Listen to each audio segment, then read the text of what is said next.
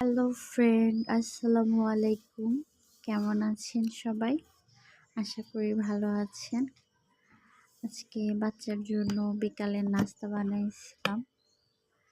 Pancake, কলা, তারপরে একটু দুধ, তারপরে ময়দা, তারপরে চিনি, এগুলো দিয়ে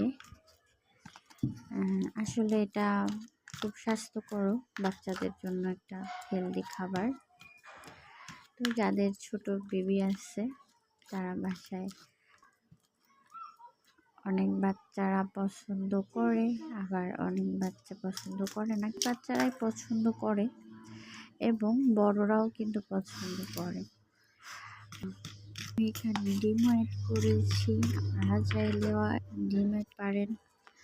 যেসব বাচ্চারা ডিম এমনিতে সিদ্ধ কিংবা ভুনা খেতে অপছন্দ করে তাদের জন্য আসলে এভাবে ডিম দিয়ে, কলা দিয়ে মানে যে কোনো নাস্তা তৈরি করে দেওয়া যায়, অথবা শুধু ডিম দিয়ে তারপরে দুধ বিভিন্ন রকমের নাস্তা দিলে তাহলে ওরা আসলে স্বাস্থ্যকর খাবারটা পছন্দ করে।